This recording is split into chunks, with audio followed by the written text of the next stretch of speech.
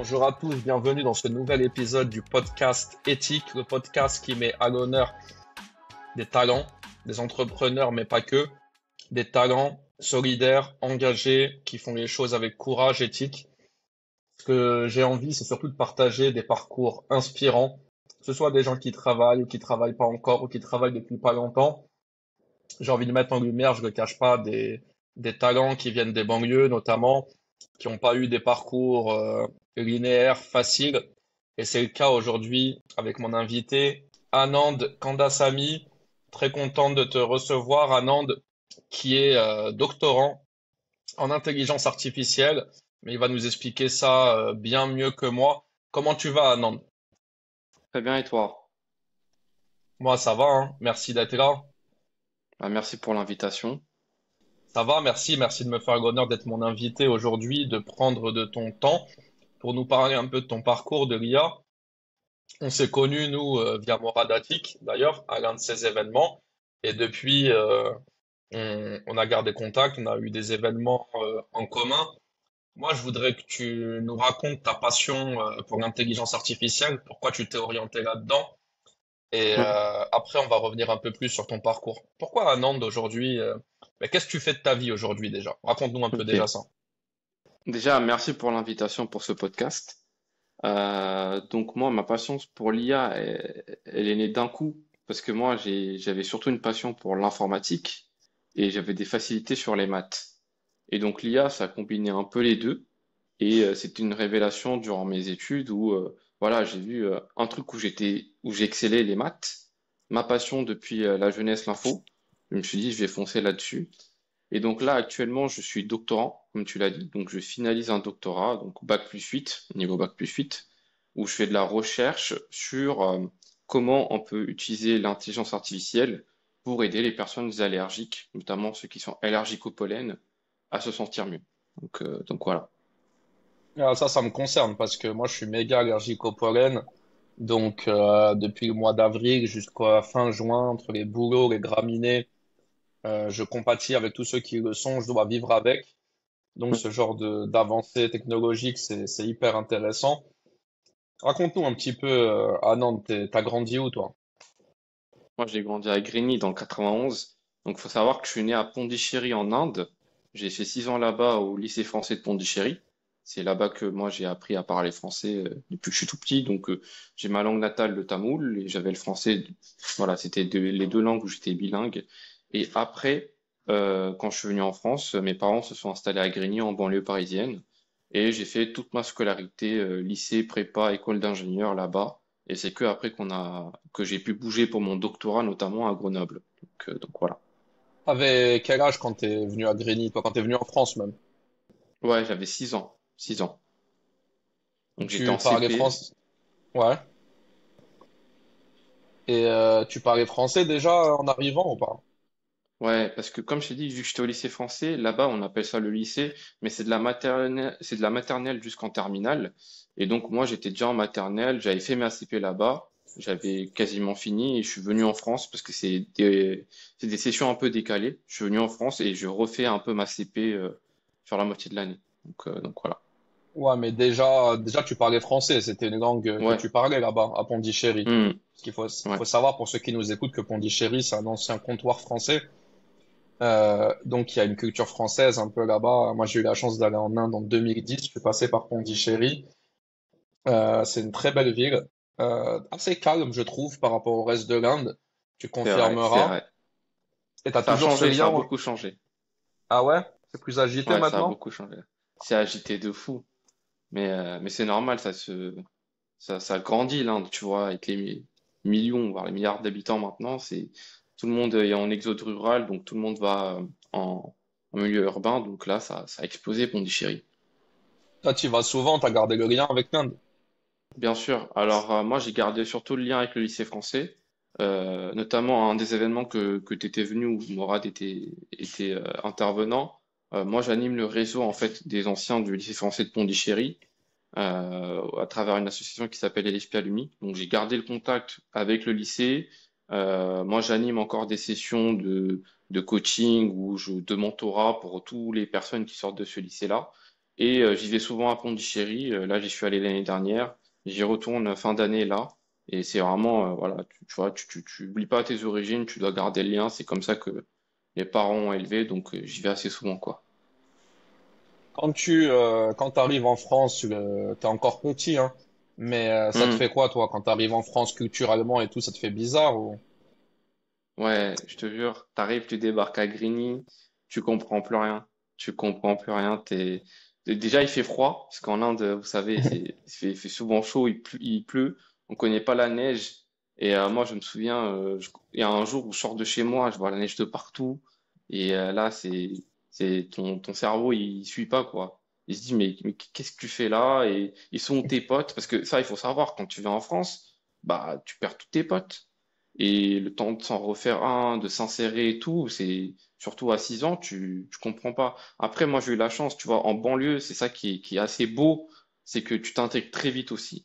Que moi, je suis arrivé, il y avait des gens, de la culture tamoule, des Indiens, déjà qui t'accueillent un peu, et puis après, très vite, avec les autres gens, ça va, quoi. Il y a, surtout en banlieue, t'as les Arabes, t'as les Africains, bah tu vois, tu te sens accueilli, tu sens qu'il y a une cohésion qui se crée d'un coup, et après tu t'y fais, et une fois que t'es passé en second, CE2, bah t'as plus tout ça, quoi.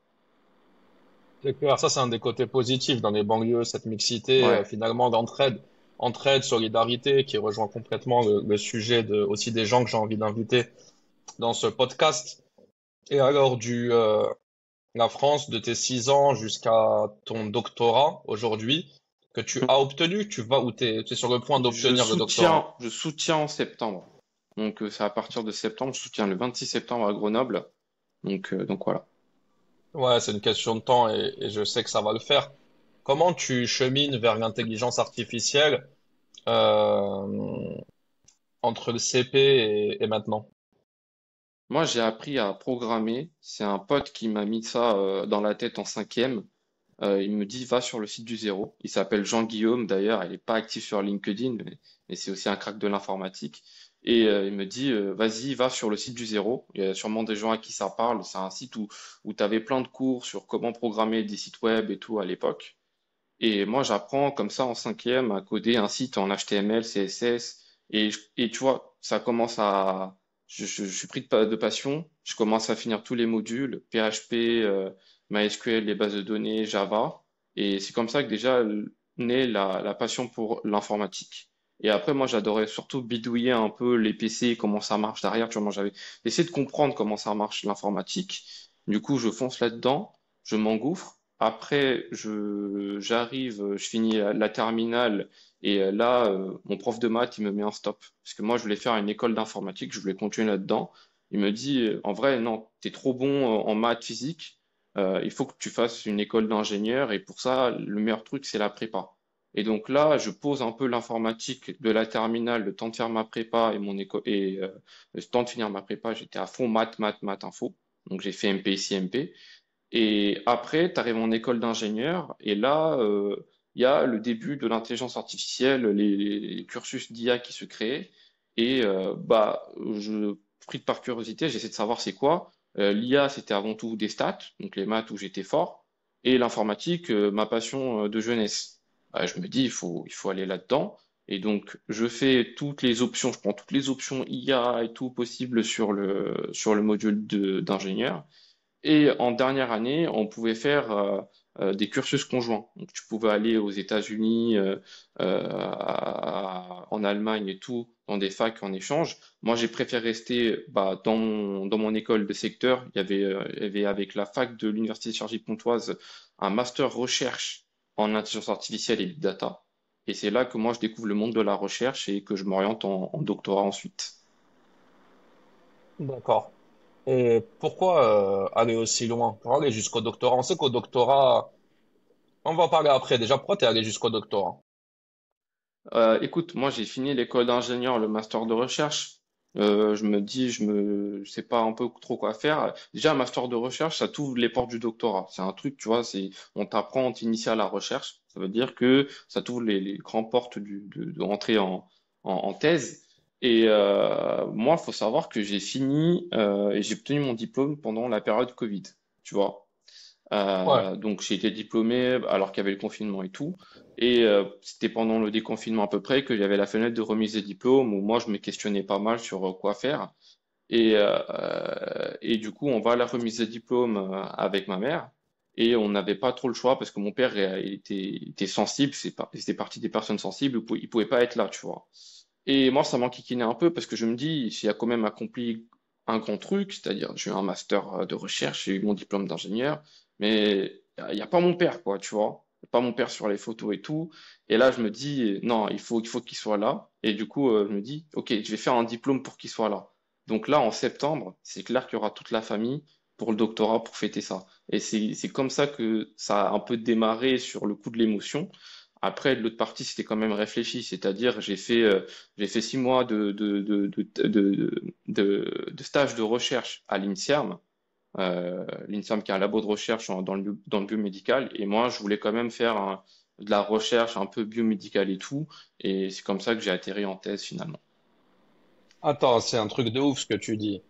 T'as ton master en poche et tu te dis, une des grosses raisons, mon père peut pas être là à cause du Covid à la cérémonie, alors je veux qu'il vive ce moment de remise d'un diplôme de son fils, Bah, alors je vais faire un doctorat.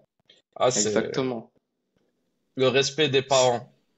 Le respect des parents obligatoire. qui est très très fort dans la culture indienne, dans la culture maghrébine aussi, mais parfois c'est un peu, ça je vais en parler avec toi d'ailleurs. Ça c'est un peu Hum, nous en train de se perdre. C'est pas aussi fort que ça l'était. On va dire nous encore génération. Moi je suis dans 87, mais mon grand frère, ça c'est ceux qui sont dans les années 70, 80. On l'a encore, mais j'ai l'impression que c'est en train de se perdre. Est-ce que dans la communauté indienne en France, il est toujours aussi fort le respect des parents ou ça se perd aussi? Non, il est toujours là, c'est toujours ancré parce que ça commence quand tu es très petit. Après, tu vois, ce que tu dis là, peut-être que ça va se perdre dans les générations à venir parce que moi, je suis quand même la première génération en France avec mes parents. Peut-être que après coup, mes enfants, mes petits-enfants, ça va se perdre. Vous, ça fait peut-être un peu plus de temps, il y a déjà eu plusieurs générations qui a fait que ça s'est perdu, tu vois ce que je veux dire? Donc voilà, Partiellement, ouais. pour le moment, c'est conservé. Il faut voir sur le long terme, sur deux, trois générations, voir si ça se perd ou non. Ouais, non, nous, c'est pas totalement perdu, fort heureusement, mais Hmm, c'est pas aussi fort. C'est pas aussi fort que ce que c'était sur la génération d'avant. Et ouais, il y a un truc, je me suis toujours demandé. Les Indiens, vous avez ce truc de toucher les pieds, en signe de respect du père ou de la mère. Ça ouais, vient d'où? Ça veut ouais. dire quoi, ça? Je j'ai pas la description technique de ça. Je sais juste que je le fais, mais je te cache pas la raison derrière. C'est un peu symbolique. Je pense que ça vient de la religion, mais je préfère pas dire de bêtises, Ouais, ouais, donc ouais, tu voilà. vas avoir des soucis après. Mais Ouais, nos amis indiens, nos amis indiens, les amis d'Anand qui savent, vous nous direz en commentaire ouais. quelle est l'explication. Sinon, on va demander à ChatGPT, hein, On peut c'est pas demander, un sujet. mais par contre, il y a un autre proverbe qu'on dit souvent chez nous. C'est d'abord la maman, papa et l'enseignant. C'est aussi très important. Celui qui t'enseigne les choses, bah tous les trois sont Dieu. Tu vois. C'est un proverbe qu'on dit souvent dans ma langue.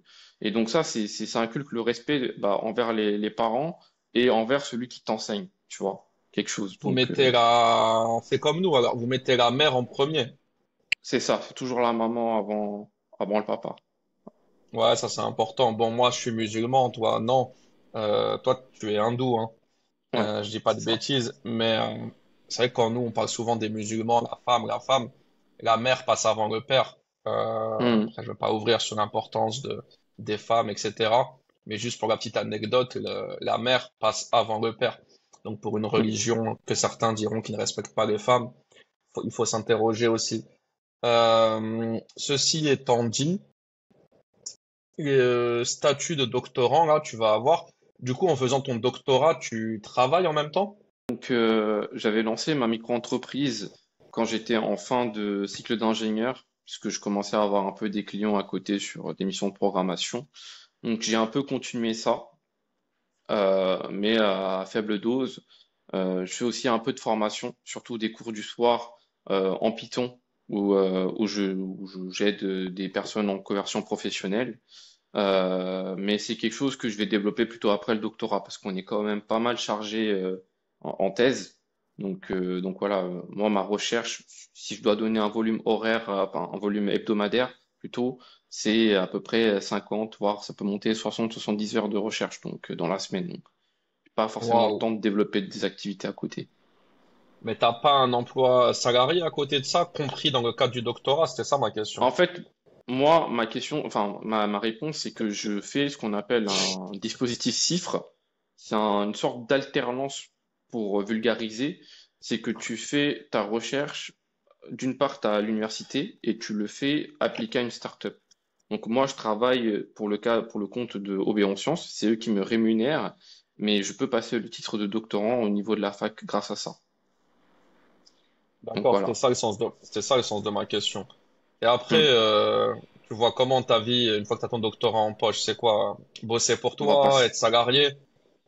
on va passer freelance IT.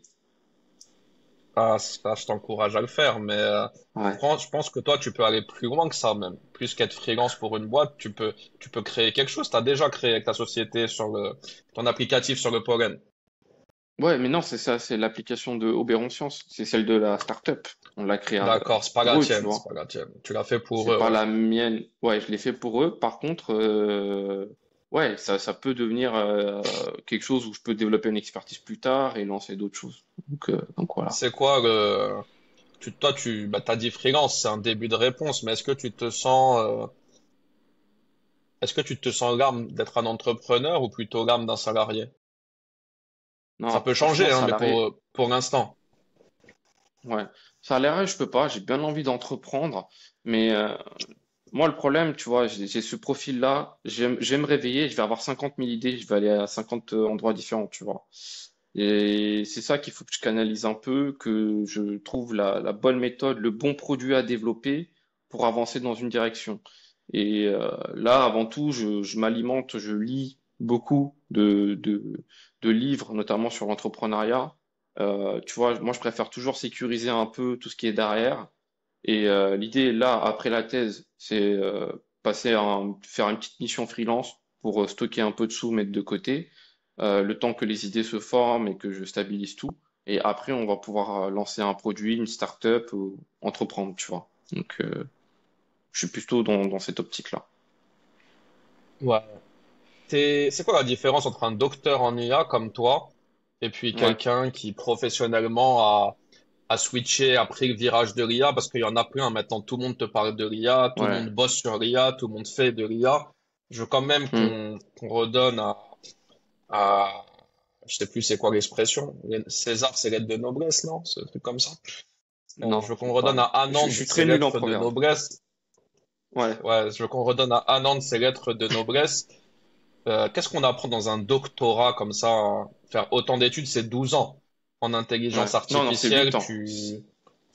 c'est 8 ans, pardon. 8 ans, doctorat. Euh, on apprend quoi dans toutes ces années en intelligence artificielle? Alors déjà, moi, comme je t'ai dit, le périple de l'IA, il a commencé au niveau du bac+4 où je suis en option IA et tout. Avec le master de recherche, ça se complexifie. La recherche, c'est un monde à part de l'ingénierie. Toi, tu es chef de projet, un ingénieur, il a un cahier des charges. On va te dire de réussir à faire une tâche, automatiser une tâche, à avoir 80% de, de, de tâches réussites ou que ton modèle doit reconnaître le salaire à 95%. Donc toi, tu vas aller bidouiller un peu, tu trouves un modèle, tu fites les données, ton modèle il marche, il reconnaît les tomates, des oignons à 95%, il se trompe 5% des cas. En tant qu'ingénieur, ton job il est fini, c'est très bien. Quand tu es en recherche, c'est pas ça. Quand tu es en recherche, tu dois faire ce qu'on appelle un état de l'art. Donc, tu dois te renseigner sur toutes les méthodologies dans le monde qui ont été élaborées sur ta problématique à toi. C'est-à-dire, dans les années 90, où est-ce que ça a commencé, avec quelle méthode et quelle précision. Tu vois, tu dois faire une veille technologique et une veille de toutes les techniques qui ont été utilisées. Une fois que tu as fait ça, toi, tu dois élaborer une méthodologie ou proposer quelque chose où tu te dis, là, si j'améliore ce truc-là, je peux gagner peut-être 1%. Donc, je peux passer de 95 à 96%. Tu te dis, c'est peut-être rien, tu vois. Mais imaginons que tu as 10 millions de tomates. Bah, 1% de 10 millions, bah, c'est 100 000 tomates que tu vas bien classifier. Donc, c'est ce travail de finesse, de savoir où est-ce que tu vas agir avec quelle méthodologie et évaluer ça, enfin, évaluer le résultat de comment ça améliore, ou pareil, si ça n'améliore pas, bah, pourquoi ça n'améliore pas. Donc, toute cette étude que tu vas faire, c'est la démarche scientifique et c'est ça que tu développes en doctorat. Ouais, j'ai bien écouté. Donc, il y a une dimension faire évoluer l'IA, faire améliorer les choses. C'est C'est pas juste ça. la prendre en main. C'est pas juste la prendre en main et savoir l'utiliser. C'est un pas plus loin. C'est faire grandir, faire évoluer les choses. Donc, ouais, moi, de toute façon, t'es la personne qui s'y connaît le mieux en IA. En tout cas, d'un aspect théorique, mais je pense aussi d'un aspect pratique. Parce que je sais que t'es quelqu'un qui manipule, t'es pas juste quelqu'un qui fait de la théorie dans des cahiers. Euh, Parle-nous un peu de l'intelligence artificielle. Comment tu la définis pour toi aujourd'hui? Et si tu pouvais la catégoriser, je sais pas, en domaines. C'est quoi les deux, trois domaines, quatre, cinq grands domaines de l'intelligence? Assez simplement, Donc, on va commencer par les 4-5 domaines de l'IA. Donc, je vais pas parler d'IA générative. De base, dans notre laboratoire de recherche, tu étais spécialiste d'une des filières. Donc, il y a la vision par ordinateur. C'est comment tu amènes l'ordinateur à traiter des images, notamment, par exemple, détecter des cellules cancéreuses sur des radiographies. Pour moi, détecter des pollens dans des environnements microscopiques. Donc, moi, je suis spécialisé en computer vision. Tu as le NLP, donc le traitement de langage naturel. C'est comment tu interagis avec une langue pour comprendre un set d'instructions, en extraire des sentiments, de la classification. Et c'est ça qui s'est développé avec ChatGPT qui a fait l'IA générative. Donc, tu as l'IA générative et tu as aussi une autre filière, c'est tout ce qui est série temporelle. Donc, par exemple, en finance, tu veux savoir si ça va évoluer ou descendre, bah là, tu as une application de l'IA qui est capable de s'alimenter d'un historique et de te dire, OK, les tendances, si on regarde sur les 7 derniers jours et qu'on compare à toute l'historique, là, ça va plutôt augmenter ou baisser. Tu as aussi une application pour ça sur la météo. Donc, comme ça, tu as différentes filières de l'IA. Moi, je suis spécialisé sur les deux dernières, donc, pardon, sur la computer vision et le traitement des séries temporelles. Dans le cadre de mon doctorat, c'est ce que j'ai fait sur les pollens. Ensuite, est-ce que tu peux répéter ton avant-dernière question?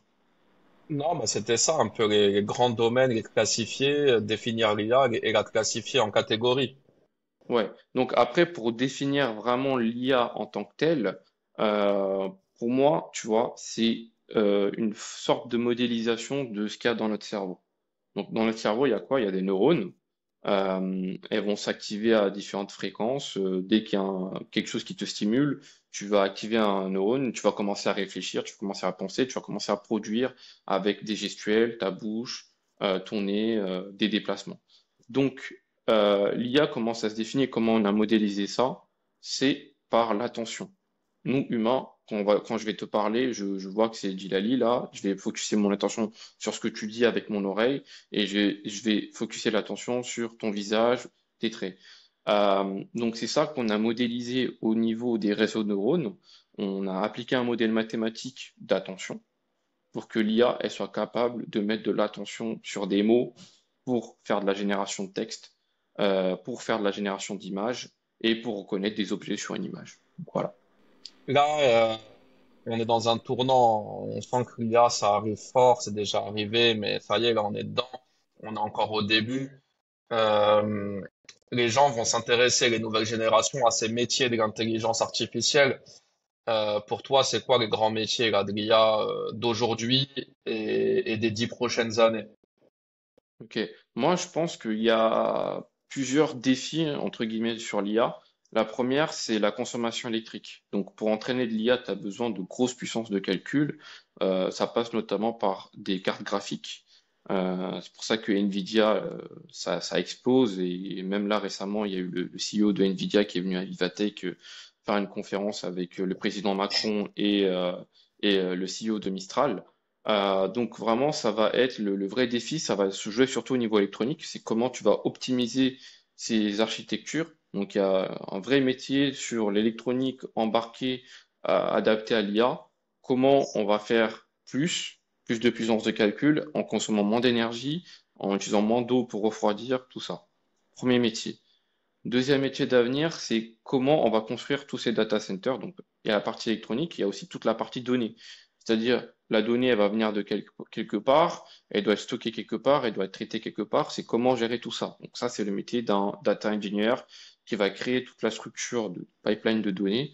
Donc voilà. Et puis après, il y a le troisième métier de data scientist, c'est ceux qui élaborent ces nouveaux modèles-là. Ça sera toujours en vogue et il sera surtout question du quantique parce que le quantique, ça va démarrer très bientôt. Là, on a Alice et Bob comme start-up en France. Si tu arrives à rapprocher le monde de la quantique et la connecter à l'IA et inversement, bah, tu multiplies tes puissances de calcul et tes possibilités par 1 milliard. Donc, c'est Juste pour ceux qui nous écoutent, c'est quoi le quantique, si tu définis simplement? Alors, le quantique, c'est que là, les processeurs, on en fait des processeurs de plus en plus petits. Ok? La loi de Moore dit qu'on va réduire de taille tous les 2 ans, si je dis pas de bêtises. On va réussir à faire des processeurs de plus en plus fines. Et quand tu réduis la taille d'un processeur, bah, c'est plus efficace en termes d'énergie et ça coûte moins à refroidir, grosso modo pour imager. Le problème, c'est qu'on arrive à des trucs tellement petits qu'on ne sait plus miniaturiser au-delà. En fait, tu vas rentrer dans le monde de l'infiniment petit, tu vas rentrer dans le monde quantique. Et donc là, les lois de la physique classique ne marchent plus. Donc un bit, c'est 0 ou 1. Bah, quand tu arrives dans des choses très petites, ce 0 ou 1, tu sais plus le déterminer. C'est quantique, c'est les deux à la fois. Et donc, à ce stade-là, il faut d'autres modèles mathématiques et d'autres modèles de l'informatique qui régissent ce monde et qui va permettre de passer, au lieu d'un processeur classique, on va passer au processeur quantique. Donc, c'est en cours de développement et ça sera, je pense, le prochain hot topic. Après les experts de l'IA, on va avoir des experts quantiques qui vont débarquer. Tu vois, les métiers de data analyst, data scientist, moi, ça fait un moment que j'en entends parler, vu que je suis chef de Hum, projet dans l'IT, mais j'ai l'impression que j'entendais parler de ces métiers-là avant la notion d'intelligence artificielle. J'entendais parler de ces métiers-là, c'était les métiers de la data, tu vois. hum, Tableau, Power BI, je sais pas quoi. Et maintenant, tu vois, quand je te posais la question des métiers de l'IA, tu me sors ces deux-là. Donc, c'est hum. intimement lié, en fait, c'est de l'IA. Oui, Mais est-ce que tu vois d'autres métiers un peu plus nouveaux ou dont on entend encore très peu parler aujourd'hui? bah, tu as le métier de prompt engineer, donc celui qui va optimiser les prompts pour, Hmm.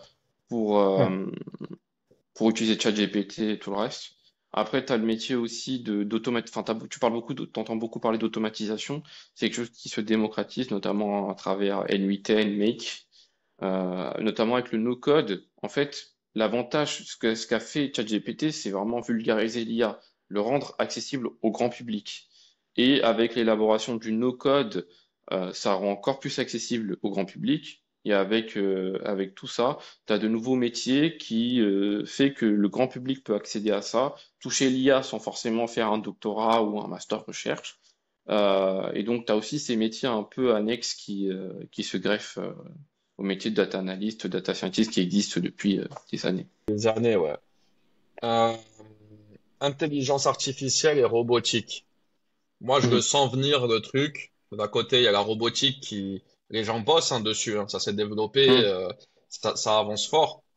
Mais finalement, ce qu'on voit dans les films, tu vois, comme iRobot ou ces fameux robots qui parlent, qui savent répondre, qui sont des espèces d'humains, à la fin, Mhm. sans la conscience peut-être.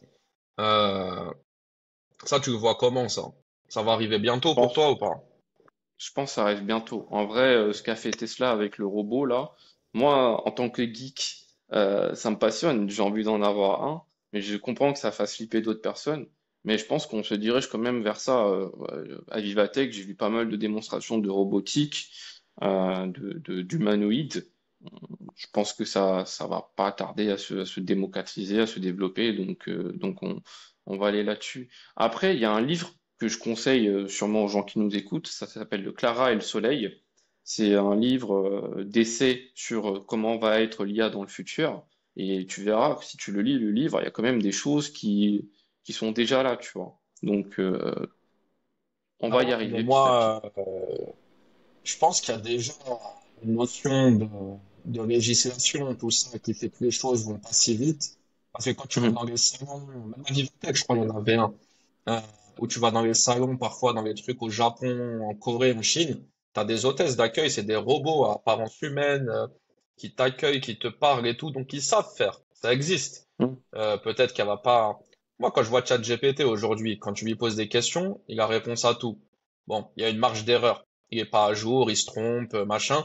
Mais juste, tu mets cette intelligence-là dans un robot. Et ce robot, tu le mets chez toi, mec, qui peut se Mhm. déplacer, attraper des objets. Ça y est, t'as une femme de ménage à domicile, t'as un docteur, un monsieur je sais tout chez toi. Tu, sais- tu valides ou pas? Oui, mais tu dois quand même le commander. C'est-à-dire, ChatGPT a la réponse à tout, mais c'est toi qui poses la question. Donc, il n'est pas non plus autonome à 100%. On est d'accord, tu le commandes, mais moi ça me suffit déjà très bien, tu vois. Euh, Plutôt que de parler à un écran, comme c'est le cas Mhm. aujourd'hui, parce qu'il y a la commande vocale aussi, donc tu peux tout à fait, tu parles, il te répond, Mhm. ouais, dis-moi, il va pleuvoir demain ou pas, ça c'est basique, hein. Mais tu passes une étape au-dessus quand tu commences à avoir un corps physique, tu vois, un vrai Mhm. robot qui peut être une apparence d'un adulte, d'un enfant, j'en sais rien, qui soit posé chez toi, euh, ouais, ça fait cogiter. Et attention, tu sais comme moi qu'il y a des intelligences artificielles qui ont déjà réussi à communiquer entre elles et l'humain, il captait pas ce qu'elles se disaient. Ouais, notamment, il y a un papier de recherche récemment qui est sorti, je vais essayer de vulgariser pour tout le monde, où en fait, on a installé une IA qui était en charge de faire une tâche automatique, et on lui a dit qu'il faut qu'elle réussisse coûte que coûte. Et à la fin, elle a surpris, on a simulé comme quoi elle a surpris des échanges de mails entre collègues qui disaient que cette IA va être mise en off parce qu'elle n'est pas efficace et elle va être remplacée par une nouvelle version. À ce moment-là, l'IA, elle s'est activée, elle s'est copiée sur un autre serveur distant, et quand ils ont réinstallé la nouvelle version, l'IA, elle s'est réinstallée par-dessus la nouvelle version. Donc il y a une question quand même de survie de l'IA qui a été créée. Je ne fais pas peur, c'est juste des tests dans des environnements, encore une fois, sécurisés. Ça fait peur, hein. Mais voilà, mais justement, il faut que tous ces biais-là soient réduits et qu'on puisse contrôler avant de déployer des IA comme ça. Et c'est pour ça qu'on s'oriente vers une nouvelle passerelle de la recherche qui existait avant, mais qui est mise en avant maintenant. C'est ce qu'on appelle l'IA symbolique et l'IA qu'on peut expliquer. Donc, tu vois, tu as les nouveaux modèles O3, O1 de ChatGPT. Quand tu lui demandes quelque chose, il te produit le résultat, mais tu as aussi le résultat de sa réflexion de comment il a élaboré ce truc-là. Et ça va vraiment se jouer au niveau de la réflexion, où on va pouvoir contrôler si il n'est pas en train de faire n'importe quoi ou s'il est vraiment cadré pour sortir la bonne chose. A eu cette histoire aussi, une employée, je sais plus dans quel pays, elle était en visioconférence avec des collègues. Ça, c'est réel, hein. Et c'était, sauf que Ouais. c'était une fausse vidéo. Et avec Hum, la reproduction physique de son patron, et le patron lui a demandé de faire un virement de plusieurs millions. Elle l'a fait, croyant qu'elle parlait avec son hum. patron. En fait, c'était fait par l'intelligence artificielle. Donc c'est, ouais, ça fait peur. Il va falloir vraiment bien réglementer tout ça pour pas que ça aille dans tous les sens. Et les métiers de la cybersécurité vont être d'autant plus importants pour ce genre de choses, tu vois. Exactement. Et moi, c'est d'ailleurs une compétence que je suis en train de développer en me formant à côté sur et la cyber et le quantique, parce que voilà, moi, je reste quand même actif. Et comme tu l'as dit, la détection de faux, on pourra pas y arriver. En fait, tu pourras pas créer une IA qui est capable de détecter un truc qui a été produit par l'IA ou non, parce qu'il suffit de la réalimenter avec ce qui a été détecté comme étant fake. Tu réentraînes en fait une IA qui est capable de produire du fake encore meilleur. Et donc, la seule issue possible, c'est la formation, c'est la sensibilisation. Si tu sensibilises pas les gens, bah, tu vas avoir ces cas de figure qui vont se répéter. Notamment, il y a une autre histoire, là récemment, c'est le ministre italien de l'économie ou d'un autre truc dont on a usurpé l'identité. Et il y a eu plus de 1 million ou quelques millions d'euros qui ont été pris aux grandes familles italiennes, tu vois. Donc ça va arriver de plus en plus. C'est pas avec l'IA, c'est pas avec des outils, en tout cas, moi je le vois pas comme ça. C'est plus vraiment que de la sensibilisation qui va faire ça. Et par exemple, pour éviter, pour savoir si c'est votre collègue en face de vous ou si c'est une IA, l'astuce c'est lui demander d'allumer le flash de son appareil photo et de le pointer sur la webcam. Ça, c'est des trucs comme ça que l'IA elle est pas capable de reproduire, mais ça tu peux le dire qu'en sensibilisation et enfin elle est pas capable de reproduire pour le moment. Peut-être à terme elle arrivera. Mais c'est des petites infos comme ça qu'il faut dire comment check-up si c'est un humain ou une IA en face de toi. Il est bien ce conseil. Donc tu lui dis, vas-y, ramasse ton téléphone, allume le flash et... Ah, bien, Ouais, bien, bien. Je note. Je vais passer un peu du coq à l'âne, moi, sur des sujets qui te concernent. Le doctorant en France aujourd'hui, il est estimé à sa juste valeur, il est respecté ou pas? donc la place du doctorant en IA en France. Donc déjà, là, il faut savoir un peu le contexte géopolitique. Qu'est-ce qui se passe un peu dans le monde pour tous les docteurs en général. Donc Yann Lequin, qui est lead data scientist, c'est un peu le père de l'IA. Il est français, il est expatrié aux États-Unis. Il est lead IA data chez Meta, groupe Meta Facebook, qui a justement fait un appel parce que là, Trump, le président Trump, il est en train de resserrer les boulons sur la recherche scientifique et tout aux États-Unis. Et donc Yann Lequin a dit justement, il a fait un appel sur LinkedIn disant qu'il y a un coup à jouer pour l'Europe, pour la France, pour accueillir ces chercheurs bien payés et bien rémunérés aux États-Unis à venir s'installer en France et en Europe pour continuer dans leur recherche qui est menacée. Donc ça, c'est le contexte géopolitique. Donc là, le président Macron a lancé une grande campagne qui s'appelle Choose France, Choose Europe pour la recherche. Donc il y a de l'investissement sur la recherche qui se fait en France, il y a, plus globalement à l'échelle européenne, pour permettre aux doctorants, aux docteurs, aux ingénieurs de recherche, aux professeurs de recherche de venir s'installer en France et de se développer. Ça, c'est le contexte géopolitique. Actuellement, qu'est-ce qui se passe? Là, dans mon cadre de mon doctorat, ça c'est plutôt un feedback expérience personnelle. Le salaire, il est pas élevé. Moi, je suis beaucoup moins payé que mes collègues qui sortent d'école d'ingénieurs, qui sont juste ingénieurs, tu vois, dans des boîtes. Je suis beaucoup moins payé. Vraiment, je peux te dire, c'est à peu près, ça se joue dans les 40, voire 45% de baisse de salaire. Quand tu es en doctorat, c'est ce qui se passe à peu près. Après, tu peux être mieux loti. Si tu es en cifre dans des grands groupes comme Thales, Safran et tout, ça peut jouer. Mais un doctorant qui est dans une start-up ou qui fait sa thèse à la fac, voilà, c'est beaucoup moins payé. Par contre, quand tu es en doctorat, tu as du matos. Tu as accès à du matos, à des infrastructures qui coûtent des milliards d'euros. Par exemple, moi, j'ai accès au supercalculateur Jean Z, j'avais accès au supercalculateur GRICAD. Donc, tu vois, et pareil, j'ai développé une expertise dessus. J'ai eu un scanner à 500 000 euros, haute résolution, pour faire des images microscopiques de pollen, tu vois. Donc, le matériel, on t'investit dessus. L'humain, pas assez, je trouve, mais le matos et les accès aux infrastructures pour que tu sois à l'aise, c'est très bien. Moi, par exemple, une IA que j'ai codée pour détecter le pollen, quand je l'ai envoyé sur le super serveur, pareil, en 50 minutes, l'IA me sortait les résultats. Je pouvais évaluer 20-30 modèles par jour, être sûr, faire tous mes calculs et tout, tu vois. Alors que si j'étais en startup ou que j'étais avec mon PC perso en train de taper les trucs, ou que je devais prendre une infrastructure cloud pour développer ça, bah soit ça m'aurait coûté beaucoup de fric, soit ça m'aurait coûté beaucoup plus de temps. Donc, tu es vraiment bien l'outil en termes de matériel, c'est le confort. Après, ça, c'est dans mon expérience personnelle. Je sais qu'il y a d'autres doctorants qui galèrent plus. Ça, c'est le cas de figure à peu près en IT, en data. C'est que tu peux développer beaucoup tes compétences. C'est surtout ça qu'il faut retenir.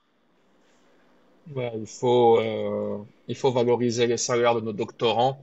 C'est des gens qui connaissent beaucoup de choses, qui ont un niveau d'études poussé, des cerveaux, des élites.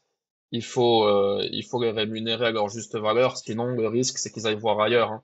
Il y a des pays où les doctorants, comme les États-Unis, t'as dit, ouais. Et justement, un point de figure, c'est là où moi j'avais mis un post LinkedIn à ce moment-là, c'est que le gouvernement de François Bayrou, sur la nouvelle loi, sur le nouvelle loi des finances, a retiré un dispositif qui était majeur pour nous. C'est que certes, tu sacrifiais ton salaire et tout pour les 3 années de doctorat que tu faisais, mais derrière, il y avait une vraie aide à l'insertion professionnelle. Ça faisait que pendant 2 ans, quand tu rentrais en CDI dans une boîte, il y a 50% de ton salaire que la boîte pouvait déduire sur le crédit impôt recherche. Donc ça faisait que les doctorants étaient beaucoup mieux rémunérés et ça permettait entre guillemets de rattraper un peu ces années de sacrifice que tu donnais à la recherche, tu vois. Et même ce Mm. dispositif-là vient de disparaître. Et donc ça fait que toi, c'est compliqué de valoriser un doctorat même une fois que tu t'en sors maintenant. Donc il faudrait peut-être un peu plus euh, pousser et donner de la voix pour les docteurs parce que c'est eux qui créent l'innovation et des innovations de rupture qui permettront ensuite, plus tard, à la création de start-up, la création de plus-value et tout le reste. Donc voilà, Le message est passé. C'est François Bayrou, c'est ça? c'est ça. François, si tu nous écoutes, arrête de changer les lois ou remets-les telles qu'elles étaient parce que hein, ça n'aide pas les doctorants ce que tu fais là. Mais comment tu te vois dans le début de carrière d'Anand ou dans 5 ans? C'est en France ou t'as des envies d'ailleurs? Moi, je vais dire, je sais pas parce que, tu vois, moi, j'ai quand même grandi en France, j'ai quand même eu l'éducation française. J'ai envie d'y contribuer, tu vois, j'ai envie de rendre. Tu vois, par exemple, moi, je paye l'URSSAF, je paye mes impôts en France et tout. Parce que ça aide quand même tout ce système, éducation, hôpitaux et tout le reste qu'on a bénéficié. T'as envie de rendre le truc. Mais en même temps, j'ai l'impression que t'es pas aidé. T'es pas aidé. C'est-à-dire, ok, à la limite, j'avais vu récemment un post où, je crois que c'était sur TikTok, où on te disait, par exemple, pour payer tes impôts, c'est très simple. Pour payer ton URSSAF, c'est très simple. 4 clics, c'est bon.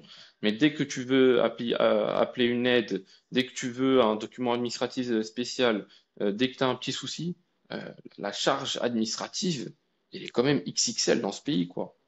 Tu vois, tu veux déclarer un enfant, tu veux déclarer un mariage, il faut aller voir le notaire, il faut faire 10 000 Payer, rendez-vous et tout. payer les impôts, c'est facile. Recevoir des Ouais, aides ou se demander des aides, c'est compliqué. Mais ouais, ouais, moi je le vois tu avec connais très bien. ouais, bah avec les salariés que j'aide à devenir freelance. Le truc, c'est qu'on t'informe pas sur les aides auxquelles tu as droit. Évidemment, il n'y a pas de hasard. Le but, c'est que tu pas les demander. Mais tu as des droits légaux en France. Donc, tu as droit Oui, d'avoir certaines choses. Et c'est un truc que je transmets effectivement aux gens que je coach, qui parfois, ils le savent pas, ils vont passer à côté de plusieurs milliers d'euros, tu vois. Donc, ouais, ce côté administratif, un petit peu, mais c'est pas juste ça, quand même, qui te fait penser à ailleurs. après, moi, j'ai envie de retourner en Inde, je vais pas te cacher, c'est mon pays de naissance, je me sens bien, à Pondichéry, j'ai toujours rêvé d'aller vivre un peu là-bas. Notamment, j'ai fait 6 mois de stage là-bas que j'avais kiffé. T'as la plage, t'as le confort et surtout là-bas, le niveau de vie commence à monter. Donc voilà, et t'as pas cette lourdeur non plus administrative et fiscale. Mais en tout cas, c'est pas quelque chose que j'envisage ni à court ni à moyen terme pour le moment. Moi, j'ai envie vraiment de construire quelque chose en France, continuer en France pour le moment, me développer des activités. Voilà. Ouais, c'est tout ce que je te souhaite. Et par rapport à Grigny, t'as encore des attaches là-bas? Ouais, donc j'ai bougé de Grigny là, j'ai bougé en octobre, mais Ah, j'y vais c'est encore parce que récent. j'ai, ouais, ouais. Bah j'étais allé enfin j'ai fait 2 ans de ma thèse à Grenoble. Je suis revenu, je suis resté un peu et là je suis parti. Mais ouais, mais j'ai tous mes potes là-bas, j'ai mon collège, j'ai mon lycée qui était à Savigny. Donc tu vois, et vu qu'ils sont toujours encore là-bas, bah forcément tu y Tu retournes pour retournes, prendre un café, taper un foot. tu retournes parfois dans tes lycées, collèges un peu pour parler, inspirer. T'as déjà fait ce genre de truc? Ouais, ouais, ouais. Donc, pas parler inspiré, mais ça m'arrive de retourner parce qu'il y a encore des profs que j'avais moi à l'époque. Donc, notamment, moi, ça m'arrive de aller les voir, taper la discute, leur parler sur LinkedIn de temps à autre parce que parfois ils like, ils commentent. Donc ouais. Et c'est surtout, tu sais, Ouais, le proverbe, je reviens dessus, c'est la maman, le papa et derrière c'est l'enseignant. Et vu qu'on t'encode ça dès le plus jeune âge, bah toi, tu as une attache quand même aux gens qui t'ont enseigné. Donc ah, moi je voilà. te dis pas parce que je l'ai dit au début du podcast, j'ai fait quand j'étais en école de commerce, j'ai fait Neoma à Reims. J'ai eu la chance de partir 4 mois en Inde dans le cadre d'un échange. Donc j'ai quand même passé du temps en Inde. Tu vois, j'ai eu le temps de bien voir. Et j'étais à l'université de New Delhi, South Campus. Je salue mes anciens camarades de New Delhi. Et j'étais choqué par la différence de rapport avec le professeur. C'est-à-dire, le professeur, il rentre, tout le monde se lève. Quand il te dit que tu peux t'asseoir, tu t'assois. Et là, je parle, on était au niveau 22 ans, tu vois, un truc comme ça. 21 ans. Donc niveau master. Il n'y a pas un bruit. Genre, tu parles. Alors que nous, on arrivait, on était deux, trois Français, avec notre mentalité de France, école de commerce, tu débats avec le prof, tu rigoles, tu fais du bruit, tu dis au prof qui dit n'importe quoi, tu fais des blagues avec le prof. Et moi, je suis arrivé là-bas, limite à un moment donné, je voulais bavarder avec mon camarade indien, tu vois. Je lui dis, ouais, on fait quoi après on fait quoi ce soir, on sort où et tout. Il disait, non, non, attends et tout, vas-y, c'est chaud. Et donc, c'est, ouais, différence culturelle. Mais moi, j'ai le sentiment que l'Inde, il rigole pas du tout avec les études, Ouais. le niveau était très très haut de ce que j'ai vu là-bas. Ils sont en train de former des élites, des mecs puissants, intelligents, et on le voit dans les entreprises. Aujourd'hui, tu le vois à Dubaï, Qatar, en priorité, ils prennent des Indiens. Premièrement, il y a une question de salaire, ils vont demander moins. Et deuxièmement, ils font le taf. Et pas que, contrairement à ce qu'on peut croire, c'est pas que des bons techniciens. Oui, il y a encore du progrès à faire dans le management, tout ça, mais les gars, ils se certifient. Nous ici, je suis certifié PMP en gestion de projet. Tu le mets en Ouais. avant. Là-bas, c'est un automatisme, hein, c'est-à-dire, c'est, allez, certifie-toi, certifie-toi, certifie-toi. Et les Ouais, gars, ils ouais. sortent, ils sont certifiés et ils le font. Et le truc, il est dans leur tête, ça tourne, c'est à jour, hein, c'est-à-dire ils viennent, ils te sortent les grands concepts. Donc c'est pas que technique, ils sont capables de manager aussi. Ils mettent même la dimension de plus en plus humaine, donc avec la considération du management, la gestion de l'humain, tout ça. Ils, ils font ce qu'il faut pour prendre leur place et plus que partout dans le monde, en fait, dans beaucoup de postes. Et chapeau parce que ils taffent dur pour ça. Et moi, tu vois, anecdote fou, c'est quand tu vas en Inde, je vais chez mes cousins et tout, les Indiens, ils sont très label, award et tout. Donc, tu as tous les certificats. Moi, je sais même pas il est où mon bac, il est où mon diplôme d'ingé. Je sais que j'ai un scan pour le prouver si je postule. Mais là, en Inde, c'est genre, c'est limite, t'as même pas de photo de toi, t'as les photos de tous les diplômes, tous les certifications que t'as passées, tous les médailles chez toi, tu vois. C'est exposé, c'est affiché. Après, deuxième point où je te rejoins, c'est vrai que les top CEO, notamment États-Unis, San Francisco, que ce soit euh, Microsoft, Google, c'est des Indiens. Même le CEO de Perplexity, il est indien. Donc c'est vrai qu'il y a un vrai écosystème autour des Indiens qui percent. Et l'Inde commence à se développer, c'est-à-dire, moi, j'ai lu un peu les statistiques, ils produisent des ingénieurs à foison, quoi. C'est une machine. Et ça, c'est aussi quelque chose du gouvernement qui met toujours le budget au max sur l'éducation pour que les gens se développent. Donc ouais, ouais, il y a un vrai Chapeau, effort fait, quoi, chapeau. tu Moi, vois. je peux que féliciter un pays qui met l'éducation au centre et qui se donne les moyens et ça paye. Et voilà, comme tu as Mm. cité, bah, c'est des PDG des plus grosses boîtes au monde. Donc, faut arrêter de croire que c'est juste les petits développeurs qui développent pas bien, qui sont pas chers. Cette époque-là, elle est finie, elle est révolue. Euh, En parlant de fini, on approche de la fin de cet épisode du podcast. Je te laisse le mot de la fin, Anand. Qu'est-ce que tu aimerais dire? Je voudrais juste dire un truc. Moi, comme tu l'as dit au début de l'épisode, je t'ai rencontré avec Morad. Juste parler un peu partage d'expérience et tout. Faut savoir que moi j'étais très orienté labo, très orienté recherche et tout. Je connaissais pas le monde de LinkedIn. C'est un pote à moi, Mohamed Si, qui est sur LinkedIn, qui m'a poussé vers Morad. Et du coup, j'ai sauté l'occasion sur ta rencontre et celle de Morad. Mais juste dire aux jeunes, c'est bien les études. Là, on a beaucoup parlé d'études et tout le reste. Il y a une chose qu'on n'enseigne pas à l'école, c'est le réseau. Le réseau. Donc, LinkedIn, il faut publier dessus, il faut mettre en avant vos projets. C'est ça qui vous feront des alternances, des stages, et après, plus tard, trouver des jobs, passer freelance avec toi. Et donc, il faut aussi garder ce truc-là qu'on n'enseigne pas du tout à l'école, c'est comment se construire son réseau et tout le reste. Donc, c'est un conseil que moi je peux donner en tant que grand frère qui suis passé par là. Et notamment un gros feedback sur LinkedIn, c'est un monde à part qu'il faut savoir maîtriser. Et moi, c'est vrai que j'avais tâtonné un peu avec ChatGPT et tout pour comprendre les codes, ça marchait pas du tout. Là, c'est un retour d'expérience personnelle parce que j'ai pris ta formation et là, je vois que ça cartonne, quoi. Mes publications, c'est 1 heure condensée, j'ai tout appris, quoi. Donc, s'il y a des gens qui passent par là, n'hésitez pas à prendre la formation de Djilali sur LinkedIn. Et puis, si vous n'avez pas le temps, vous prenez sa formation, il écrit carrément pour vous. Donc voilà. Ouais, merci beaucoup Anand pour cette publicité. C'était pas prévu, mais merci en tout cas. Effectivement, tu as bien compris la force du réseau et qu'il faut l'utiliser.